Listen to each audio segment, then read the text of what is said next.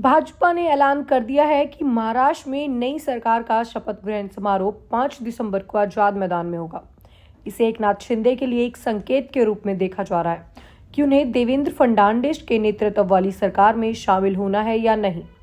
इस बारे में अपना निर्णय जल्द लें। महाराष्ट्र बीजेपी प्रमुख चंद्रशेखर बावनकुले ने एक्स पर एक वीडियो पोस्ट करते हुए कहा कि शपथ ग्रहण समारोह आज आजाद मैदान में होगा और पीएम मोदी इसमें शामिल होंगे।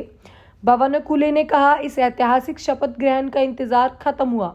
हम जनता को उनके समर्थन के लिए धन्यवाद देते हैं। यह घोषणा तब हुई जब 3 महायुति नेताओं कार्यवाहक सीएम एकनाथ शिंदे, देवेंद्र फडणवीस और अजित पवार की दिल्ली में गृह मंत्री अमित शाह से मुलाकात के बाद बातचीत हुई।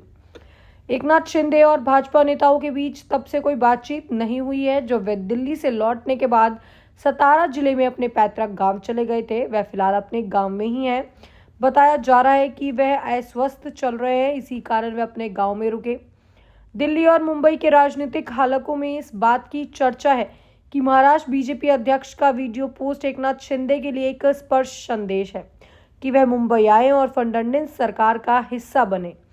सूत्रों की माने तो दिल्ली में बीजेपी के शीर्ष नेतृत्व के साथ विचार विमर्श के दौरान एकनाथ शिंदे ने मुद्दा उठाया कि 2.5 साल महायुति सरकार के सीएम के रूप में कार्य करने के बाद वह डिप्टी सीएम बनकर नई सरकार में शामिल होकर सहज महसूस नहीं कर रहे हैं। सूत्रों ने आगे बताया कि केंद्रीय गृह मंत्री अमित शाह ने शिंदे को समझाने की कोशिश की कि देवेंद्र फडणवीस ने भी मुख्यमंत्री के रूप में 5 साल का कार्यकाल पूरा किया था, फिर भी जरूरत के मुताबिक उनके डिप्टी के तौर पर महायुति सरकार में शामिल हुए। यह फैसला फडणवीस ने खुद नहीं लिया था, बल्कि पार्टी ने उन्हें ऐसा करने के लिए मजबूर किया। भाजपा का आत्मविश्वास विधानसभा में उसके पास मौजूद संख्या बल पर आधारित है। बीजेपी के खुद के 132 विधायक हैं और उसे 5 निर्दलीय विधायकों का भी समर्थन प्राप्त है। इस तरह 288 सदस्यीय महाराष्ट्र विधानसभा में उसे अपने दम पर बहुमत साबित करने के लिए सिर्फ 8 विधायकों के समर्थन की जरूरत है। अजित पवार की पार्टी एनसीपी के 41 विधायकों के समर्थन के साथ यह आंकड़ा 178 तक पहुंच जाता है। शिवसेना के 57 विधायकों के साथ अब गेंद एकनाथ शिंदे के पाले में है कि उन्हें महायुति सरकार में शामिल होना है या नहीं।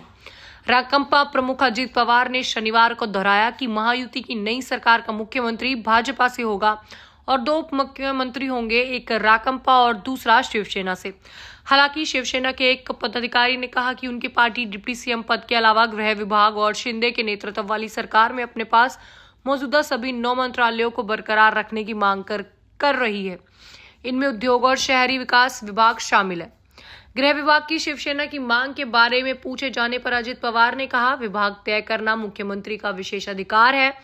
विभागों को लेकर कोई रस्साकशी नहीं है। शिवसेना की संजय शिरसाट ने पार्टी की मांग को जायजा ठहराया है। उन्होंने कहा, जब बीजेपी के पास डिप्टी सीएम का पद था तो उन्हें गृह विभाग मिला, इसीलिए यह उचित है कि हम इस पर जोर दें।